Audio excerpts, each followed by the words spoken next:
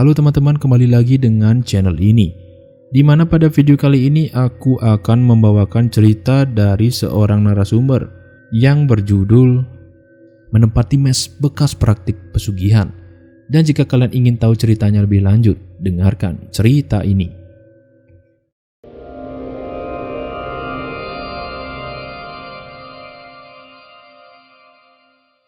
Sabtu itu, Wahyu diberi kabar oleh seseorang yang mengaku pemilik dari perusahaan PT Cahaya Utama melalui telepon. Sebelumnya memang Wahyu telah mengirim lamaran kerja di perusahaan baja ternama di daerah Jakarta tersebut. Dan pemilik perusahaan itu pun mengatakan bahwa Wahyu diterima bekerja di perusahaannya. Kemudian dimintai untuk datang besok jam 8 pagi dan menemui pemilik dari perusahaan itu. Perasaan senang Wahyu rasakan, tetapi ia masih kebingungan sebab jarak antara rumahnya dengan perusahaan itu sangatlah jauh, di mana rumah Wahyu berada di daerah Cikareng. Bila diamati, perjalanannya akan memakan waktu hampir 2 jam untuk sampai di perusahaan itu. Oleh karena itu, Wahyu pun tidak ingin pergi sendirian untuk bertemu dengan pemilik perusahaan ternama itu, dan membuatnya harus meminta bantuan ke kakak sepupunya untuk mengantarkannya ke perusahaan tersebut. Keesokan paginya, ia sudah tiba di perusahaan tersebut dan membawa beberapa berkas-berkas yang mungkin diminta oleh pemilik perusahaan tersebut. Wahyu meminta kepada kakak sepupunya yang bernama Rahmat untuk menunggunya di depan perusahaan. Lalu Wahyu pun menghampiri satpam yang sedang berjaga di depan perusahaan itu. Kemudian Wahyu mengatakan alasannya untuk datang ke perusahaan tersebut, sehingga ia meminta Wahyu untuk masuk ke dalam dan dipersilakan untuk menunggu di ruang tunggu. Kemudian satpam itu pun langsung menemui si pemilik perusahaan tersebut. Sembari menunggu, Wahyu pun dipersilakan untuk duduk di ruang tunggu. Sesampai namanya dipanggil, Wahyu pun dipersilakan masuk ke ruangan tertinggi dari perusahaan itu. Kemudian Wahyu mulai bertemu dengan bos perusahaan yang bernama Pak Cahyo. Ia menuturkan bahwa Wahyu akan dijadikan staf manajer di perusahaannya, sebab staf manajer sebelumnya sudah cabut dari perusahaan tanpa sepengetahuan Pak Cahyo. Maka dari itu, sosok Wahyu lah yang akan dijadikan sebagai pengganti staf manajer yang baru.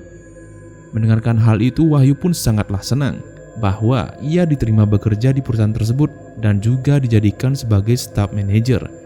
Namun demikian, ia juga mengatakan bahwa ia terlalu jauh untuk datang ke tempat bekerja, dan awalnya ia juga tidak terlalu memaksakan dirinya untuk mendapatkan pekerjaan ini karena jarak dari tempatnya bekerja. Namun bos perusahaan berkata lain. Ia dimintai untuk tinggal di mes miliknya agar perjalanannya ke tempat bekerja tidak terlalu jauh.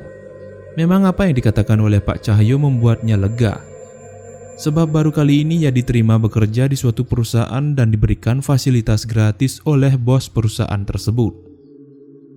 Menempati posisi sebagai staf manajer tentu membuat Wahyu sewaktu-waktu lembur saat bekerja. Namun dia tidak khawatir sebab ia tidak begitu jauh untuk kembali ke mes dari tempat ia bekerja. Keesokan harinya Wahyu sudah menyiapkan barang-barangnya untuk dibawa ke mes Pak Cahyo yang posisinya tidak jauh dari pemukiman warga di daerah Jakarta. Ia kembali diantarkan oleh kakak sepupunya menggunakan mobil yang dimiliki oleh kakaknya itu.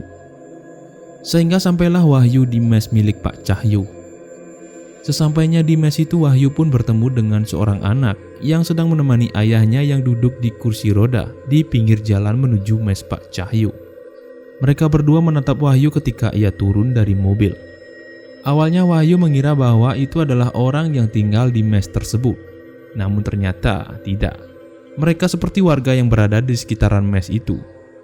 Akan tetapi yang membuat Wahyu sedikit gelisah ketika mereka berdua memandangnya dengan tatapan sinis. Dan mereka juga tidak tersenyum. Wahyu hanya memberikan senyuman kepada mereka. Namun mereka tidak membalasnya dan hanya diam saja. Wahyu hanya mengabaikan mereka, kemudian mulai menuju mes itu. Sesampainya Wahyu di sana, datanglah Pak Cahyo yang menyusul mereka dari arah depan. Beliau kemudian memperkenalkan mes miliknya yang saat kini tidak berpenghuni. Sebab baru saja mes ini ditinggal oleh beberapa karyawannya yang sebelumnya pernah tinggal di mes yang ia suguhkan kepadanya. "Nak Wahyu, ini mesnya. Di atas ada 6 kamar ya, dan juga 2 kamar mandi. Ayo, kita naik untuk melihat keadaan dalam mes," ujar Pak Cahyo sembari ia meminta untuk naik ke atas mes miliknya.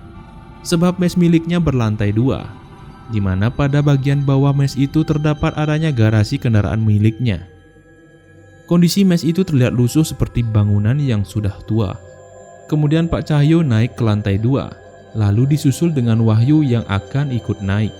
Saat ia mulai menginjakkan kaki ke tangga mes tersebut, tiba-tiba lehernya seperti ada yang meniup dari arah belakang.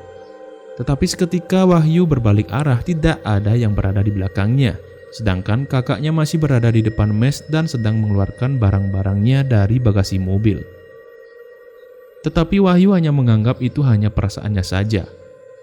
Kemudian sesampainya ia berada di atas, suasananya tampak senyap. Ia merasakan hal yang memang sejak awal tidak pernah ia rasakan.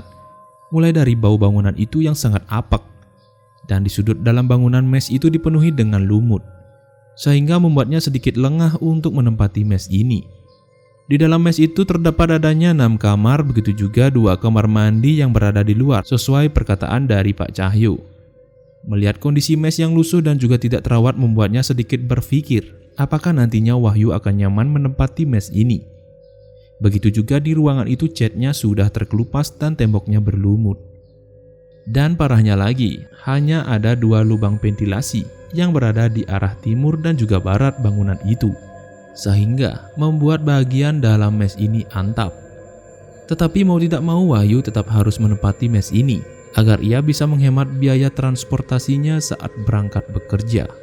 "Nak Wahyu, pilih kamarnya ya. Apa Nak Wahyu bersedia tinggal di sini? Sebab menurut penuturan Nak Wahyu, sebelumnya jarak dari rumah tempat bekerja sangatlah jauh. Jadi saya hanya bisa memberikan fasilitas ini saja kepada Nak Wahyu. Dan untuk keperluan listrik dan air sudah perusahaan yang menanggung. Jadi tidak ada potongan gaji dari Nak Wahyu nantinya. Oh iya, untuk kendaraan motor sudah saya siapkan untuk Nak Wahyu agar nanti bisa dibawa ke tempat bekerja," ungkap Pak Cahyo sembari menunjukkan beberapa kamar kepadanya.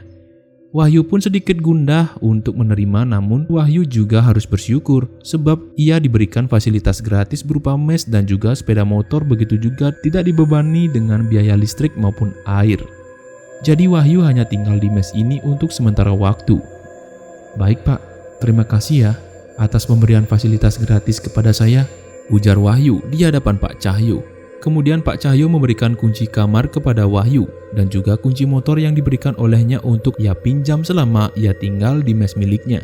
Kemudian ia juga mengatakan bahwa jarak dari mes ke tempat bekerja tidak terlalu jauh, hanya 100 meter dari mes. Jadi nanti Wahyu tidak akan terlambat bila masuk kerja. Pak Cahyo kemudian turun dan mengatakan bahwa ia akan pulang. Begitu juga dengan Wahyu mulai memanggil kakak sepupunya untuk membawakan barang-barangnya naik ke lantai 2. Singkat cerita, seusai membantu Wahyu, Rahmat pun pamit untuk pulang. Jadi tinggal Wahyulah sendiri yang berada di mes itu. Kemudian ia mulai membersihkan beberapa barang-barangnya, kemudian menata kembali di ruangan yang akan ia gunakan. Begitu juga Wahyu mengepel lantai kamar itu hingga sampai sore hari. Ketika menjelang maghrib, Wahyu mengeluarkan jemuran bongkar pasang yang ia bawa dari rumah. Ia mengeluarkan jemuran itu tepat di depan kamarnya, dan saat itu Wahyu pun hendak menjemur pakaian. Seketika suasana seperti hening ia rasakan, namun tidak sengaja, tiba-tiba ia mendengarkan suara anak kecil yang sedang bermain kejar-kejaran dengan temannya. Suara itu tampaknya terdengar di dalam mes itu. Namun Wahyu menganggap bahwa anak kecil itu sedang bermain di bawah mes, di mana di samping mes itu terdapat adanya lapangan dan juga rumah warga sekitar. Karena Wahyu penasaran, kemudian ia mencoba mengintip dari ventilasi mes itu. Ternyata di lapangan tidak ada siapa-siapa. Dan saat itu memang suasana sudah maghrib. Namun suara itu semakin keras Wahyu dengar. Suara itu tampaknya mendekat ke arahnya. Tetapi Wahyu masih tetap menjemur pakaiannya dan berusaha berpikir positif. Walaupun keringat dingin sudah mulai bercucuran di badannya. Dan beberapa saat kemudian suara itu perlahan menghilang dan tidak terdengar lagi di telinganya. Namun ketika Wahyu hendak akan masuk ke kamarnya, dan meninggalkan jemurannya, gagang kunci pintu kamar sebelah bergerak. Seperti ada yang memainkannya dari dalam. Hal inilah yang justru membuat Wahyu mulai tidak nyaman. Ketika dipikir-pikir, tidak ada satu orang yang berada di mes ini selain keberadaannya. Namun mengapa seketika gagang kamar pintu sebelah bergerak sendiri? Kemudian perlahan Wahyu mendekat lalu memegang gagang pintu itu. Lalu mencoba membukanya. Tetapi tidak bisa terbuka, sebab semua kamar yang berada di sekelilingnya telah terkunci. Dan hanya kamarnya saja yang masih digunakan. Dan seketika gagang pintu sebelah kamarnya tidak bergerak lagi. Sampai detik ini, ia dibuat kebingungan dan juga ketakutan. Mengapa gagang pintu tersebut bisa bergerak dari dalam, sedangkan di dalam tidak ada orang yang menghuninya? Melihat kejadian itu, Wahyu pun segera masuk ke kamarnya. Dan dia tidak mau mempermasalahkan hal itu. Dan juga ia mencoba untuk selalu berpikir positif. Pada keesokan harinya, saat Wahyu akan berangkat bekerja, ketika ia membuka pintu, jemuran baju yang ia pasang di depan kamarnya berantakan dan ia pun terkejut. Mengapa bisa seperti ini? Keadaan bajunya juga masih basah. Kemudian Wahyu pun cepat-cepat membereskan pakaiannya yang berserakan di depan kamarnya itu dan langsung membawa masuk ke kamarnya karena ia harus cepat-cepat pergi ke kantor saat itu juga. Singkat cerita, ketika ia kembali ke mes seusai dari tempat bekerja, seorang anak kecil dengan bapaknya itu kembali muncul di seberang mes. Ia hendak menatapnya lagi dari arah jalan hingga Wahyu masuk ke dalam mes. Pandangan mereka berdua ke arahnya tetap sama dengan menatapnya dengan tatapan sinis. Wahyu pun tidak menghiraukan mereka berdua dan tetap masuk ke dalam mes tersebut. Ketika saat tengah malam, Wahyu yang sedang tertidur lelap dikejutkan dengan suara minta tolong. Suara itu terdengar jauh. Ia pun mulai ketakutan mendengarnya, dan rasa kantuknya seketika menghilang.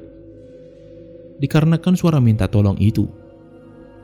Kemudian ia pun dibuat dilema apakah ia harus membuka pintu atau tidak. Sebab suara itu terus terdengar. Dan Wahyu juga berpikir mungkin saja itu bukan manusia, melainkan sosok penunggu dari mes itu yang ingin memperlihatkan eksistensinya ke hadapannya.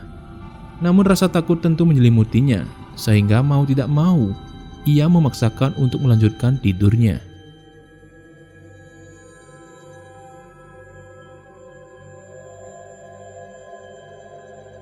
Pada keesokan harinya, badan Wahyu terasa hangat dan juga tidak enak badan. Mungkin saja karena kejadian kemarin malam yang menimpanya sehingga ia sangat tidak enak badan hari itu. Ia pun mulai meminta izin kepada Pak Cahyo melalui telepon dan mengatakan bahwa hari itu ia tidak enak badan.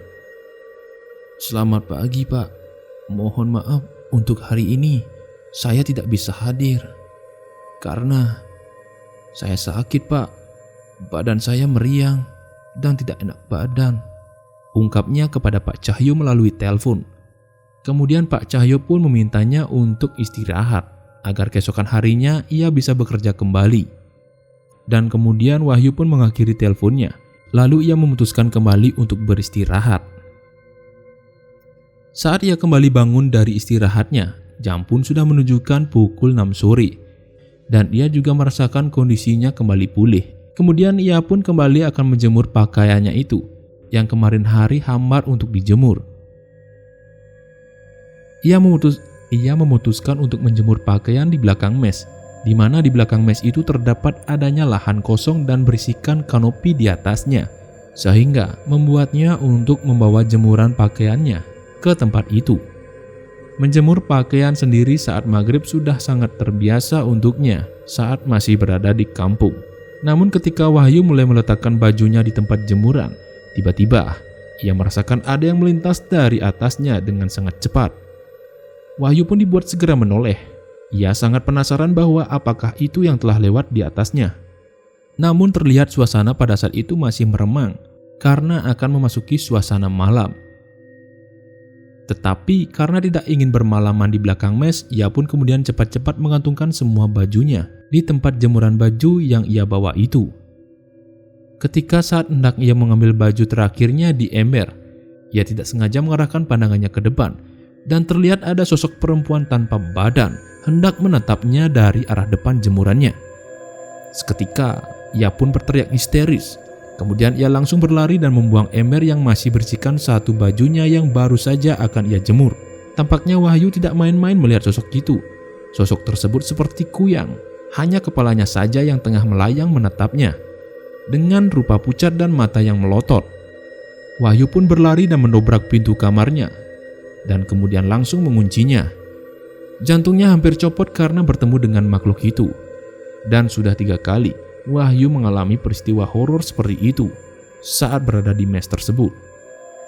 Ia juga berpikir apakah mes ini memang betul-betul angker atau bagaimana, sebab ia hanya sendiri saja menempati mes ini. Ia juga sempat berpikir, jangan-jangan karyawan Pak Cahyo sebelumnya cabut dari mes ini karena ulah dari mereka. Wahyu pun berniat untuk memberitahu hal ini kepada Pak Cahyo, sebab ia mengalami kejadian aneh dan juga melihat sosok demit secara beruntun di mes tersebut. Maka dari itu, ia pun menyempatkan diri bertemu dengan bos perusahaan itu saat besok pagi. Ketika ia sudah berada di kantor, Wahyu pun dengan beraninya masuk ke ruangan Pak Cahyo, dan beruntung beliau sedang berada di ruangan itu. Kemudian ia pun meminta izin untuk mengatakan sesuatu kepada beliau. Dan ia juga dipersilakan duduk oleh Pak Cahyo. "Maaf Pak, mohon izin, saya ingin bertemu dengan Bapak. Ada yang ingin saya beritahu kepada Bapak," ungkapnya saat itu. Kemudian Pak Cahyo pun menanyakan bahwa apa yang ia bisa bantu.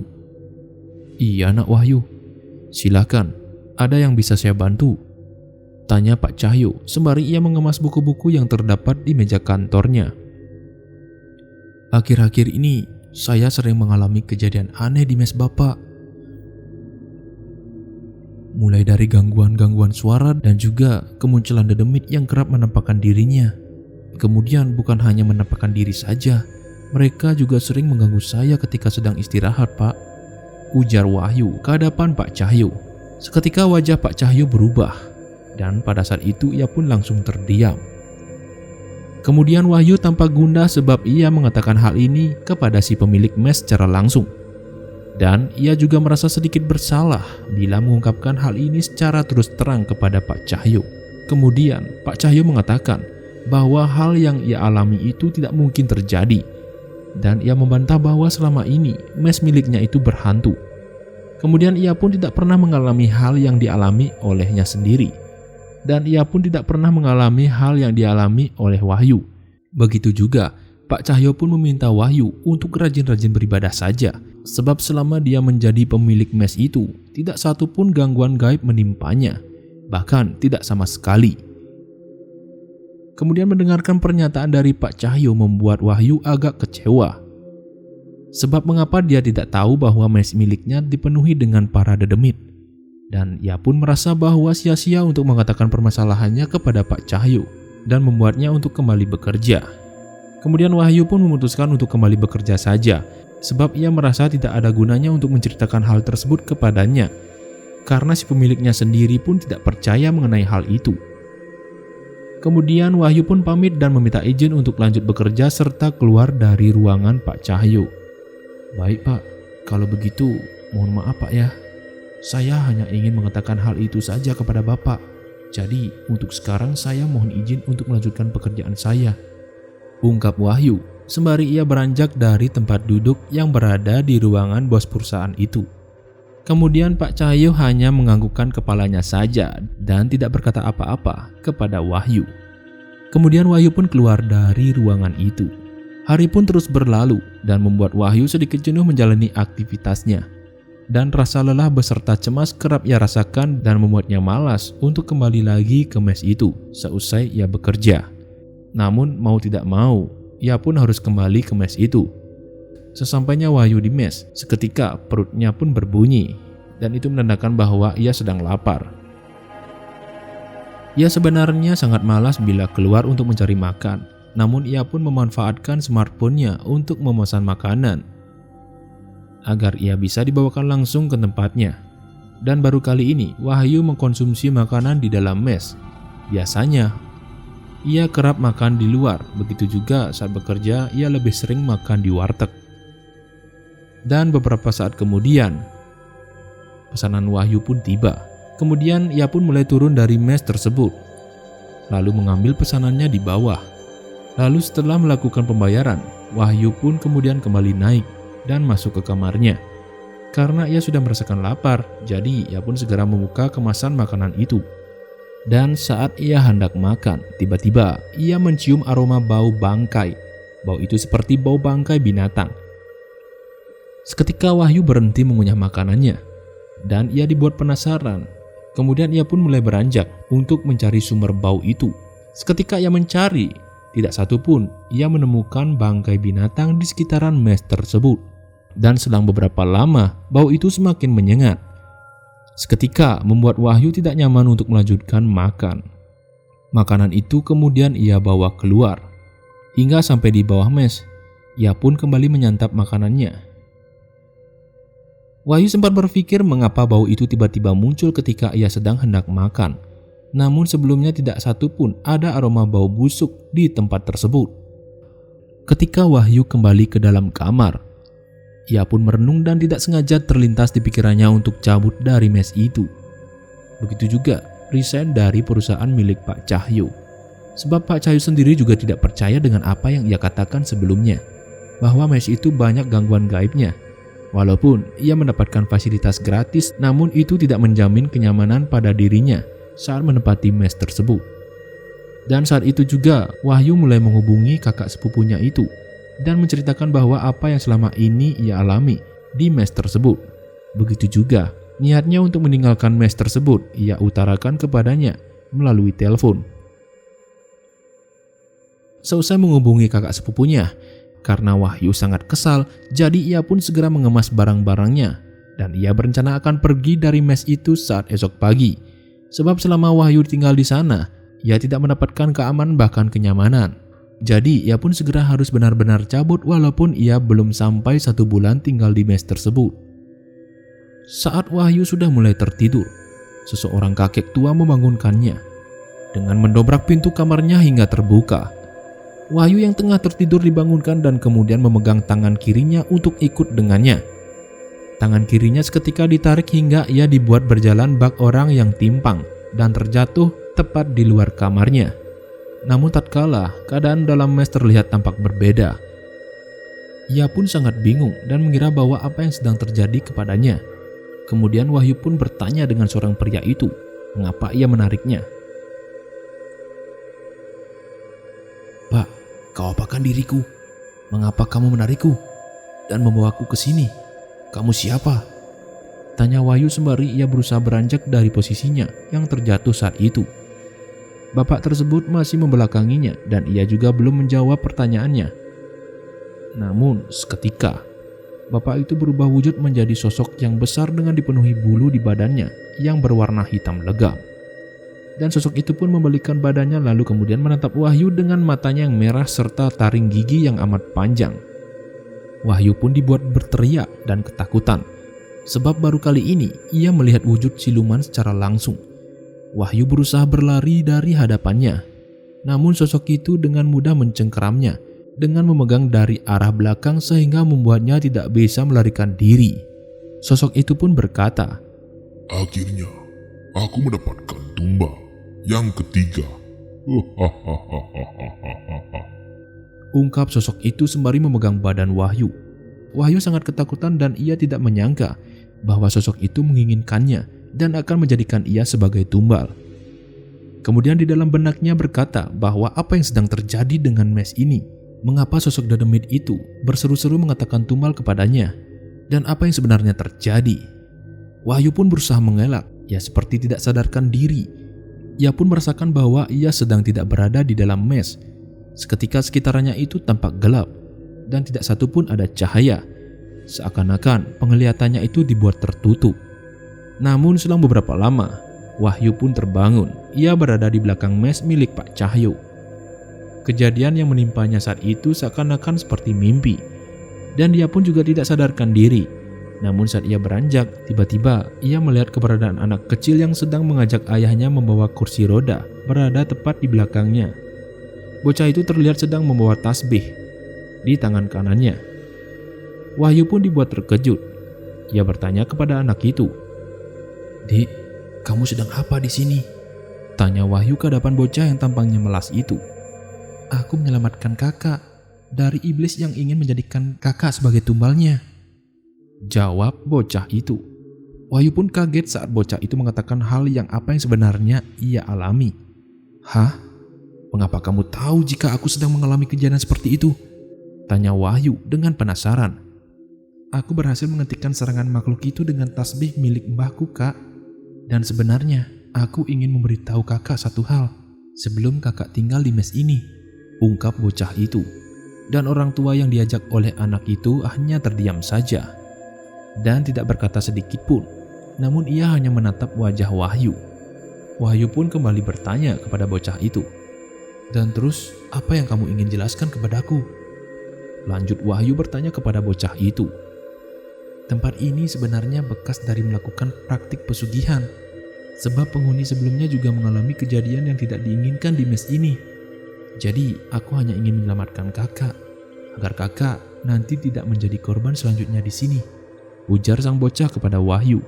Wahyu pun tertegun mendengarkan cerita dari bocah itu.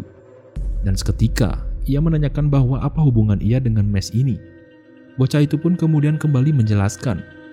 "Aku mengatakan hal ini sebab ibuku sudah menjadi korban di sini.